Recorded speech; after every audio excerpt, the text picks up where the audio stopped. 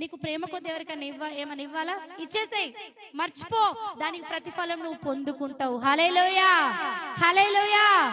కానీ ఏమంటారు, ఈ డబ్బులు ఇవ్వడం వల్ల నాకు స్థానం వస్తుంది, ఈ డబ్బులు ఇవ్వడం వల్ల వాళ్ళు నన్ను ప్రేమిస్తారు, ఈ డబ్బులు ఇవ్వడం వల్ల నాకు పెద్ద పొజిషన్స్ వస్తాయి, ఇలా నేను మాట్లాడడం వల్ల, వాళ్ళ కొరకు నేను నిలబడడం వల్ల నేను పెద్ద వాళ్ళకు ఒక అధికారిగా నిలబడతా అనేసి ఒకవేళ నువ్వు అనుకుంటే అలాంటి వేస్ట్.